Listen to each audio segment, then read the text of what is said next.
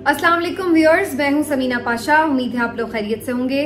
Viewers, इस vlog में आपके साथ 3-4 अहम खबरें डिस्कस करेंगे। आपको बताएंगे कि एक अहम फैसला हुआ है DGISI की तैनाती के हवाले से, और वो फैसला क्या है, क्यों है, इसके ऊपर बात होगी। फिर आपसे जिक्र करेंगे कि किस तरह से जो अदालती कार्रवाइयां हैं वो मुतासर हो रही हैं, क्योंकि अदालती अहकामात पर अमल दरामद नहीं हो रहा। और अब इसकी ताज़ा मिसालें कौन सी हैं। परवेज इलाही साहब जो कि पिम्स अस्पताल से डिस्चार्ज किए गए थे, वो काफी देर तक अटक जेल नहीं पहुंचे, तो वो कहाँ गए और क्यों उन्हें जल्दी से अटक जेल नहीं पहुंचाया गया, ये भी बड़ा अहम सवाल है और इसके ऊपर भी थोड़ी बात होगी। वकला क्या सोच रहे हैं, जो अदालत के साथ हो रहा है उनके अहकामात पर अमल दरामद नहीं हो रहा, कानून और आइन की हुक्मरानी कहीं नजर नहीं आ रही, तो इस सिलसिले में एक बड़ी तहरीक चलाने का ऐलान कर दिया है और इसके सुर्खेल बन रहे हैं इस वक्त एतजाज एहसन साहब अगैन, और साथ में उनको ज्वाइन कर रहे हैं लतीफ खोसा साहब। क्या उन्होंने दबंग प्रेस कॉन्फ्रेंस की है, उसका हाल अहवाल आपके सामने रखेंगे और आपसे ये सारे मामलात के बाद बताएंगे आपको कि मामला जा किधर रहा है और जज अमजद रफीक साहब ने क्या हुक्मनामा जारी किया है। तो ये सब खबरें हैं जी आज के व्लॉग में। आपसे रिक्वेस्ट है कि अगर अभी तक चैनल को सब्सक्राइब नहीं किया तो सब्सक्राइब कर लें। सबसे पहले जनरल नदीम अंजुम साहब के हवाले से आपको अहम खबर दे दें। DGISI जनरल नदीम अंजुम के हवाले से कुछ अरसा पहले भी खबर आई थी, कुछ महीने पहले खबर आई थी कि उनको एक्सटेंशन दी जा रही है, और इस सिलसिले में ये बात की जा रही थी कि उनको शायद 1 साल की या फिर 2 साल की मुद्दत में तौसी उनके की जा रही है। ये बड़ा ऑब्वियस था कि जनरल नदीम अंजुम साहब आसिम मुनीर साहब के काफी क्लोज समझे जाते हैं, उनकी अच्छी अंडरस्टैंडिंग भी है काम के हवाले से, और बहुत सारे लोगों का ये ख्याल था कि आसिम मुनीर साहब के आने के बाद जब उनका टेन्योर मुकम्मल हो रहा होगा एज DGISI, तो हो सकता है कि उनको कोई उसमें मजीद तौसी दी जा सके। ये भी खबर आ रही है और ये नून लीग के जो करीबी जराए हैं वो ये खबर दे रहे हैं कि खुद मियाँ नवाज शरीफ साहब भी नदीम अंजुम साहब के हवाले से काफी ज्यादा कॉन्फिडेंट हैं, उनको काफी ट्रस्ट करते हैं और उनको पसंद करते हैं। और मियाँ साहब तो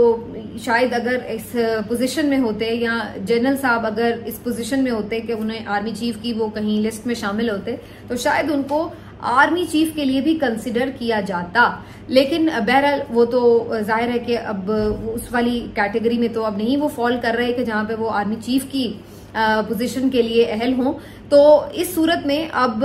ये काफी अरसे से खबरें चल रही थी कि उनकी जो DGISI के तौर पर ही खिदमात हैं उनको मजीद तौसी दी जाए, और इस सिलसिले में गो अहेड मिला है PMLN की तरफ से भी। मियाँ साहब भी ये बात कर रहे हैं कि वो इस ओहदे पर तैनात रहें, और मौजूदा army chief general Asim Munir साहब भी उनके साथ काफी कंफर्टेबल हैं, तो वो भी इसी तरह जो मौजूदा फौज का एक स्टेटस को है उसके साथ ही फिलहाल चलना चाह रहे हैं, तो उसमें मजीद वो कोई तब्दीली नहीं चाह रहे हैं। तो ये सारे सिनेरियो के बाद अब ये कहा जा सकता है, ये सोर्सेस क्लेम कर रहे हैं कि DGISI को मजीद तौसी मिलने जा रही है अपने मुद्दत में ओहदे में, और इस सिलसिले में या तो उन्हें 1 साल की तौसी ऑफर कर दी जाएगी और या फिर 6 माह की कम अज कम तौसी उनको दे दी जाएगी, और फिलहाल कोई नए DGISI तैनात नहीं किए जाएंगे। जहां तक PMLN के इस फैसले का ताल्लुक है, तो मैं ये सोच रही थी कि मियाँ साहब तो हमेशा बड़ा बुलंद आवाज इस पर समझे जाते हैं कि जी वो एक्सटेंशन के बड़े खिलाफ हैं, बल्कि बहुत सारे लोग तो ये दलीलें देते थे कि राहील शरीफ साहब के साथ उनके मामलात खराब ही इस बात पर हुए कि वो राहील शरीफ को एक्सटेंशन देने के लिए तैयार नहीं थे। लेकिन फिर उसके बाद हमने देखा कि ना सिर्फ ये कि जनरल बाजवा की एक्सटेंशन में PMLN ने एज ए जमात वोट डाला मियाँ साहब की मंजूरी के साथ, बल्कि इसके साथ साथ अब DGISI की एक्सटेंशन के लिए भी जो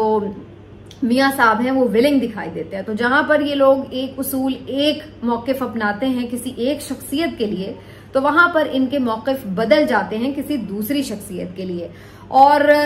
ये शायद मेरा ख्याल है और भी सियासतदानों में मामलात हैं ऐसे। मैंने इमरान खान साहब को भी सुना हुआ है कि जब वो भी इस बात के हक में नहीं थे कि एक्सटेंशन मिलनी चाहिए आर्मी चीफ को, लेकिन उन्होंने भी अपने हाथ से आर्मी चीफ को एक्सटेंशन दी और फिर भुगता भी। और अब यही सूरत हाल हमें यहाँ पर PMLN की भी नजर आ रही है। तो आर्मी चीफ की एक्सटेंशन हो या DGISI की एक्सटेंशन हो या इवन सिविलियन ओहदों पर भी मौजूद, अहम ओहदों पर भी मौजूद किसी भी शख्स की एक्सटेंशन हो, पर्सनली मेरा भी ये ख्याल है और जितने भी दानिश्वर लोग हैं वो इस बात से इत्तेफाक करते नजर आते हैं कि एक्सटेंशन का जो सिस्टम है ये नहीं होना चाहिए, क्योंकि एक तो इससे जो मातहत लोग हैं जिनकी प्रमोशंस रुकी हुई होती हैं उनकी थोड़ी हक तलफी होती है कि जो आगे उनका अब मौका उन्हें मिलना चाहिए वो उन्हें मौका नहीं मिल पाता है। और फिर इसके साथ साथ इससे एक ये तासुर उभरता है कि अगर कोई शख्सियत अच्छी है तो इसका मतलब ये नहीं कि वो लाजिम व मलजूम है उस इदारे की बका के लिए, बल्कि ये इससे तासुर तो यूं जाना चाहिए कि उसके पीछे भी उतने ही काबिल और अहल लोग मौजूद हैं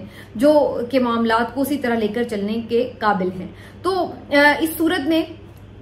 अगर आप एक्सटेंशन किसी को देते हैं तो उससे तासुर ये मिलता है कि भाई यही एक काबिल शख्सियत रह गई थी और बाकी जो लोग हैं वो उसके पीछे उतने अहल नहीं हैं कि शायद वो उस तरह से मामलात को लेकर चल सकें। और तीसरी जो इसमें एक कबाहत नजर आती है वो ये कि फिर इसमें जाती पसंद और नापसंद का एलिमेंट जो है वो जाहिर है काफी ऑब्वियस हो जाता है कि अगर कोई वजीर आजम किसी भी आर्मी चीफ को या DGISI को एक्सटेंशन देता है या उसकी तौसी करता है तो यही तासुर मिलता है कि जी इनकी कोई आपस में अंडरस्टैंडिंग है तो लिहाजा अब ये किसी प्लानिंग के तहत जो है दोनों साथ मिलकर चल रहे हैं। और इसी तरह अगर और भी मामलात में हम यही देखें तो फिर इससे यही तासुर उभरता है कि शायद ये कोई अंडरस्टैंडिंग जो है मुल्की मफाद की खातिर है या कोई पर्सनल इंटरेस्ट की खातिर है। तो ये फिर बहुत सारे मुतनाज़े बातें जो हैं इनके ऊपर शुरू हो जाती हैं। और फिर मेरा ख्याल है फौज के इदारे को मैं अगर एक तरफ रख भी दूं तो फिर भी जहां कहीं भी इस तरह के मामलात होते हैं वहां जो मातहत लोग होते हैं उनके अंदर एक बेचैनी पाई जाती है और वो इस तरह की सिचुएशन पर कभी भी बहुत कंफर्टेबल महसूस नहीं करते। भाई अगर मेरा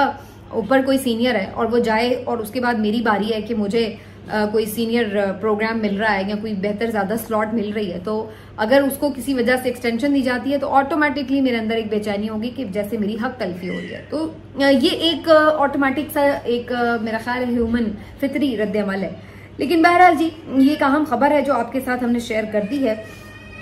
बाकी अब जरा आ जाते हैं कि कोर्ट कचहरी के मामलात जो हैं वो भी कुछ इतने कंफर्टेबल सिचुएशन में नजर नहीं आ रहे। जैसे मैंने आपको पिछले व्लॉग में परवेज इलाही साहब की गिरफ्तारी और फिर उनकी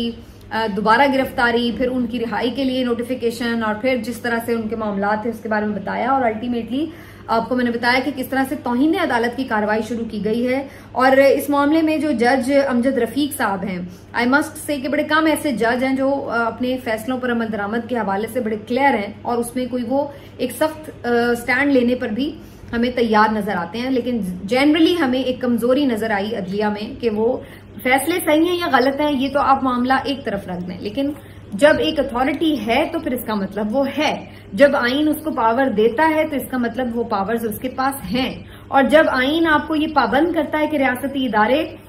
वो तमाम अहकामात या ऑर्डर्स या फैसले मानने और मनवाने की पाबंद हैं जो अदालत देती है, तो फिर उसके बाद आपके पास कोई गुंजाइश नहीं रह जाती कि आप उन पर अमल दरामद ना करें। अब आप उनसे इख्तिलाफ करें या इत्तेफाक करें, उस पर अमल दरामद तो होना ही आइन का तकाजा भी है और यही एक वो रूल है कि जिसके ऊपर आपकी रियासत का पूरा एक ढांचा जो है वो खड़ा होता है। लेकिन यहाँ पर सूरत हाल हमें मुख्तलिफ दिखाई देती है। मुख्तलिफ अदालतों ने बहुत सारे लोगों की रिहाइयों के अहकामात और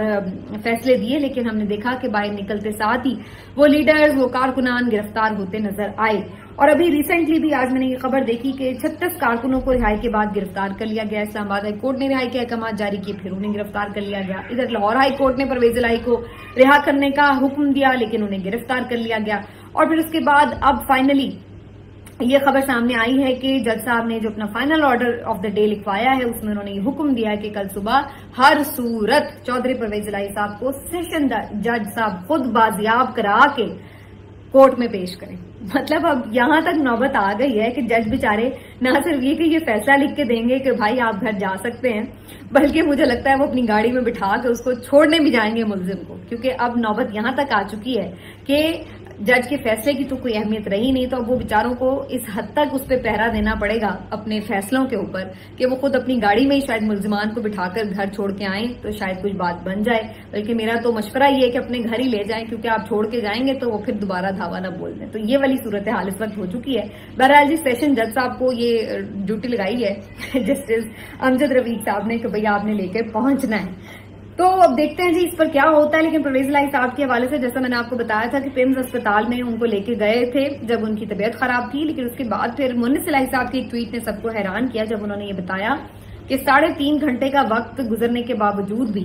वो दोबारा अटक जेल नहीं पहुंचे। मतलब पिम्स से वो रवाना हुए हैं और उसके बाद 3.5 घंटे गुजर गए, 1 बजे उन्हें डिस्चार्ज किया गया और फिर उसके बाद 3:30 बजे तक भी वो